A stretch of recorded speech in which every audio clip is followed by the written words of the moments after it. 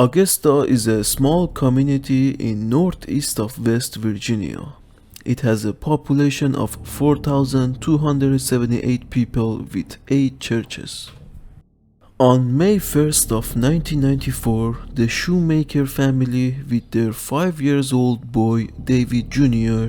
were spending time at their grandfather's house in south of Augusta near the Short Mountain Wildlife Area. They gathered at grandfather's house 4 times a year so the cousins could play with each other and relatives could catch up. The grandfather lived in this area for a long time and had gathered lots of old cars, construction materials, and lots of other things which littered the property. On Sunday, David Jr. with his 2 cousins went to nearby forest to play with each other as they did dozens of times before. Usually they played hunting games and walked the woods for wildlife, then get tired and would make their way back home. However, this Sunday things went differently. Since it was Sunday, there was no hunting allowed in the area, but the cousins didn't care because they were just play hunting. After a few hours of playing, David Jr. said he was tired and hungry and wanted to head back to Grandpa's house. The other cousins didn't think much of it and didn't follow him. After another hour of playing, the other cousins went back to Grandpa's house to eat, but David Jr. wasn't there. He never arrived. David Jr.'s father went outside and started searching the area, and after not finding anything they called the authorities, and within 2 hours there were dozens of people searching for the boy. Just after few hours of Junior went missing, a freezing rainstorm came down on the area. The temperature dropped and it was freezing on the very first night Junior went missing. The county sheriff and state police were in the area interviewing the cousins, parents, and their relatives. The search for the boy continued for another 5 days. Up to 350 people were involved. They used a heat-sensing flare-equipped helicopter which amounted to nothing. However, on May 3, 1994, searchers found a spot where they thought the boy may have slept. 3 rocks were arranged in a triangle with a stick in the middle.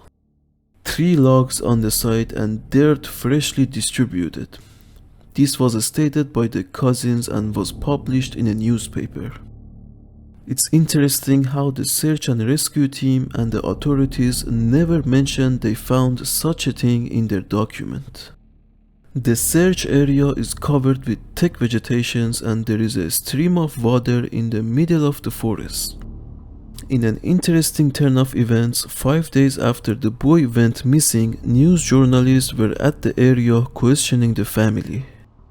When they asked one of the cousins what he thought happened to David Jr., he said somebody hiding behind a tree got up and grabbed him.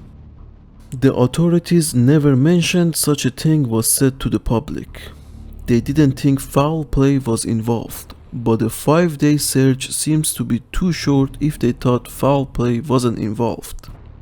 Although the official search was terminated after 5 days, the informal search continued for weeks after. Nothing was found at the end. David Jr. was never found.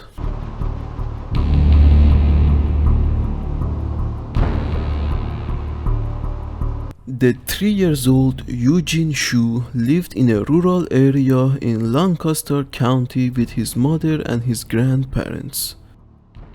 There are lots of swamps, forests, and thick vegetations in this area. On October 20th of 1946, Mrs. Shu fed Eugene a sandwich and sent him to the yard to play with the family dog. Mrs. Shu had to leave the residence for a short period of time. When she returned back, both the boy and the dog were gone. She searched the immediate area and found no trace. By late afternoon of the same day, searchers were in the area looking for Eugene. On the second day of the search, couple of the search teams were 4 miles from where Eugene was last seen and were at the top of Cornell Lookout.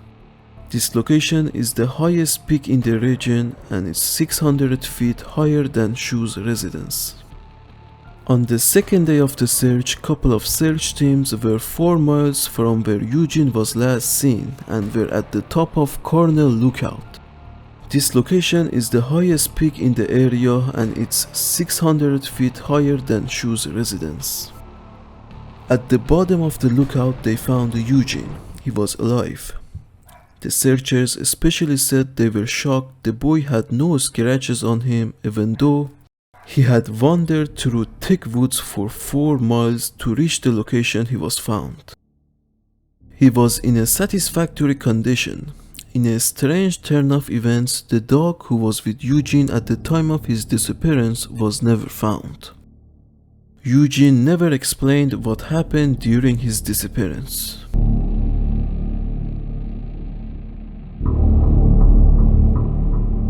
In November of 1938, the Hayes family was camping in a rugged region of Chiricahua Mountains of Arizona. Their camp was in an elevation of 6,200 feet. At some point in the morning hours of November 10th, the family lost track of the 5-year-old Jerry. The family searched the area and after not finding their son, they called the sheriff. He brought in lots of men to the area and a search was started. Within few days, there were 1,000 people searching for Jerry. It was mind-boggling to the sheriff where the boy could be because the family was camping in a canyon surrounded by high mountains and there wasn't a lot of places the boy could hide. Also, Jerry's mother told the authorities he was a frail boy who had a severe case of rheumatism and he wasn't a rugged child that was known to wander off. Few days into the search, one of the searchers gave his thought on Jerry's disappearance. He claimed some hunter may have shot the boy accidentally and then hid the body. Either that or the kid had been spirited away out of the hills in some unexplained manner. They found small footprints 2 miles from the camp, 1 mile higher in elevation. On November 19th, 9 days after Jerry went missing, a group of searchers had wandered off on their own to an isolated and remote area following clues of Jerry. They thought they found tracks of the kid going uphill, so they started following it. The searchers were confused because a frail child wouldn't start climbing mountains when he's lost.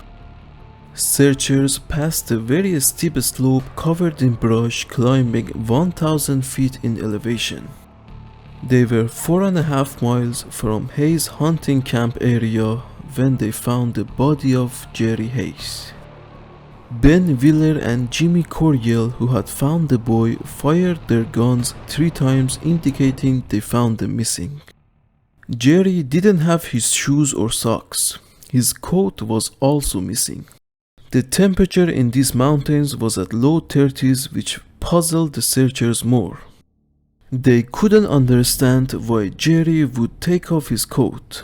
There was lots of scratches on Jerry's body as well. We will never know why Jerry, a frail boy, climbed up 1,000 feet and traveled 4.5 miles to his death in mountains of Chiricahua.